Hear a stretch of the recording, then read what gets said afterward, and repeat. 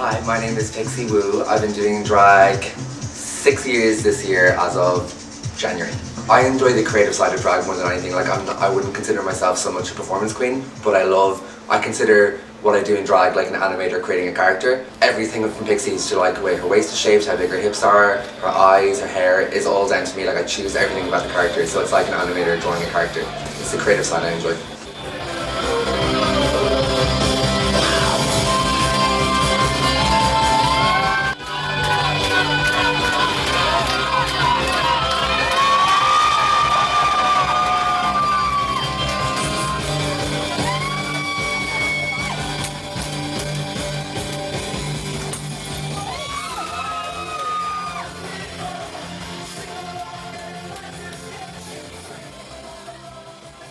Hi everyone, I'm Victoria's Secret and I'm doing drag about 11 years this year.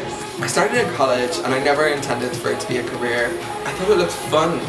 I loved watching the shows in here, watching the girls perform in the George, and I just thought, oh, that looks really fun, I'm going to give it a go. But it was never like, I'm going to be a drag queen. Like, I didn't even think of myself as a drag queen for a long time. But now, I love performing. Like, I really do love performing. I love everything about being on the stage, even the good times, the bad times, the nervous times, the works. That's what makes it fun and fresh and interesting. Yes, my name is Regina George and I've been performing in drag for 10 years next year. So I'll be 10 on the 30th of August 2016. What started me getting into drag was more performing. I was a dancer. I love drag mainly because it's like my outlet for, I would say, like my artistic side. Like as a boy, like normally, like I paint, I like make shit, like I'm really creative. So when it comes to drag, it's the whole, like the change in gender. It's like, I'm going to present myself as a woman today. So if I'm going to do that, it has to be head to toe perfection.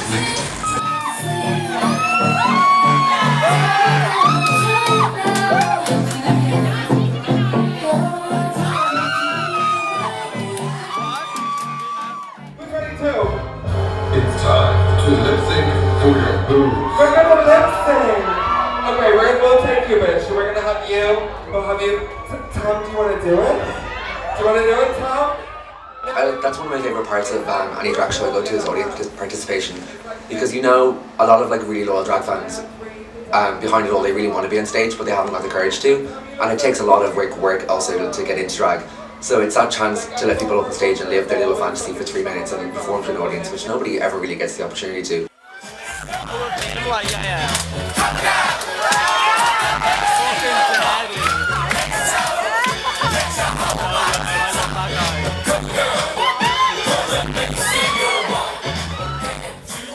Like there's something that you can look for in people, that like cheeky glint in them that you kind of know they're going to get up on stage and not care. They're not going to give themselves a hard time. They're just going to absolutely let loose and have fun.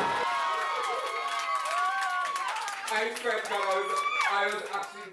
With Susie that walk all the way from the barrier of the world.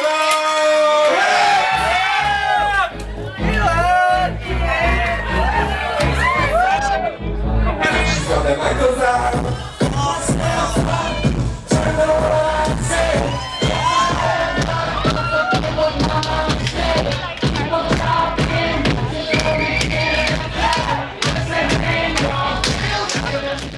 If you're not a singer, you're not into karaoke, this is your only way to get up on stage and live your little Lady Gaga fantasy. I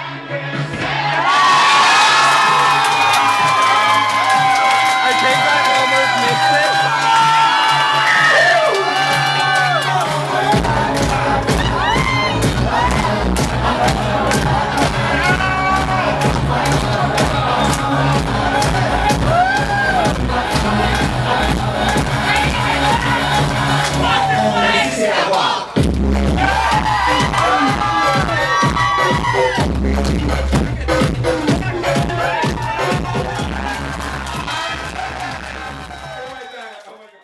I really enjoy doing like group songs or duets with people because it brings like a new element to the stage, and like you can interpret songs differently than you would on your own.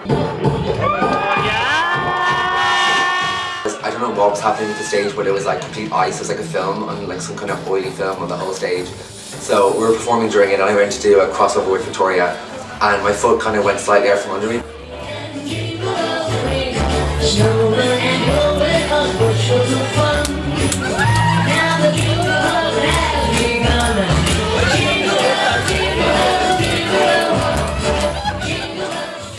ankle kind of slipped and the whole platform came off my shoe. And because usually if that happened, I'd like kick the shoe off and continue barefoot, but they're like a lace-up boot. So you kind of, they're laced right up to my ankle, so there's no way I could take them off. So I had to kind of just like either walk off the stage and pretend it didn't happen or continue on one foot. So I tried my best to continue on one foot.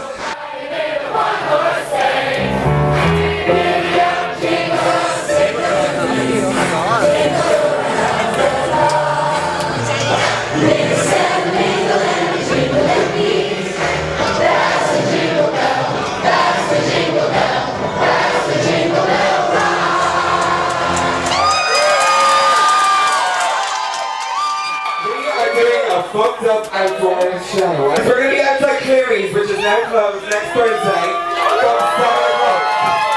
It's going to be all ages, so bring your elbows, bring your fucking nieces, bring your nephews.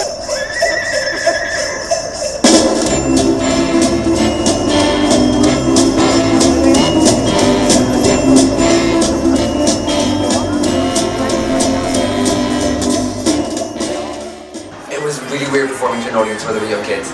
Like really strange, but the crowd seemed really receptive to drag queens, which is weird. Like there's a lot of people that were cheering there, and like it's really hard in a gay bar to get someone to cheer for a drag queen. So in a straight bar or in a straight on the street, like with passers-by, that was really weird for me. So it was really fun to do.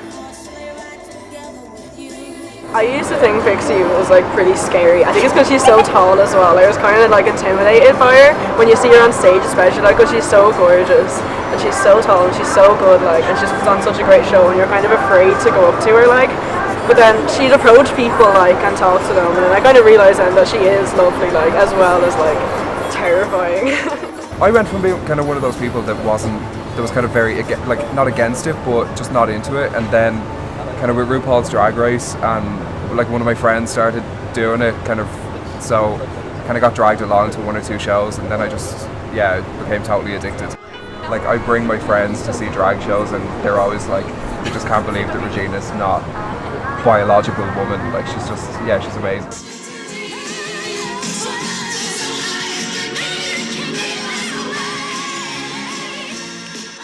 That is better. How are we all getting on our shopping? Are we doing well? You missus, have you got all your shopping done yet? I saw you absolutely raiding Ann Summers there. How did you get on? You got her on good?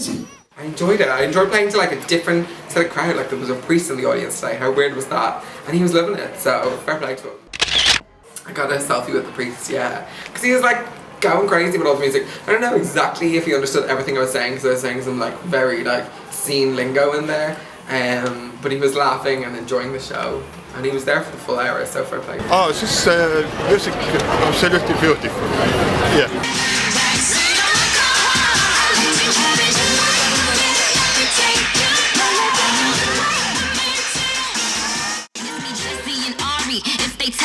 Sorry, riders up like a Harley, then pull off in this Ferrari. If we hanging, we banging, phone ringing, he slanging. It ain't karaoke night, but get the mic 'cause I'm singing.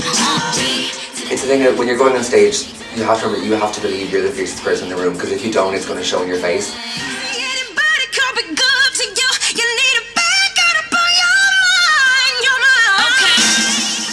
You have to be a self-starter, you have to make your own opportunities. Usually for the first like 2 or 3 years of being a drag, you're going to work for free a lot.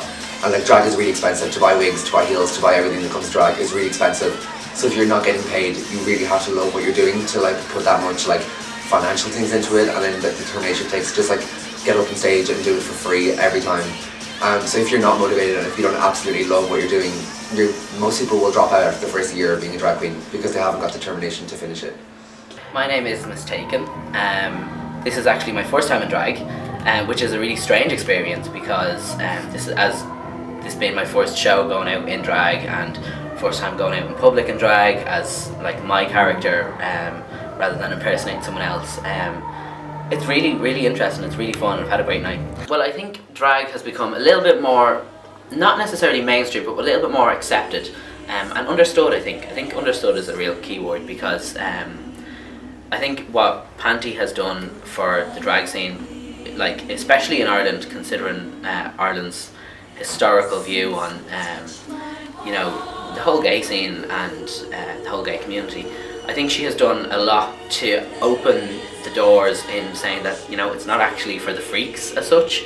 Although a lot of us are freaks, it's not really for the freaks. You know, it's just it's like an art form just as much as anything else is. You know, just as much as breakdancing in the middle of Grafton Street is an art form, this is an art form in the middle of the night. You know, I knew it was much more understood and accepted the day that I came down into the kitchen with tights and pads on, and my granny was having a cup of tea, and she was there altering my dress. I knew that was definitely a time where it was kind of like, you know, this is actually okay to do. It's not actually that weird. It's not that seedy either.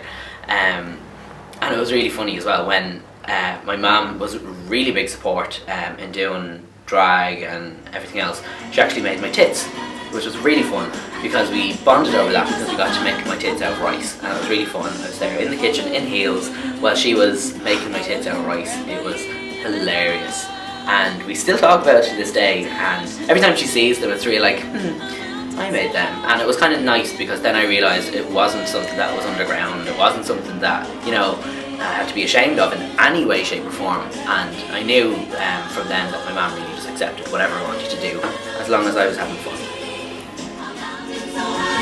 Keep us away from this love. Oh, yeah. Oh, just a lie here. I'm gonna follow. You'll always be my true love. From now until forever.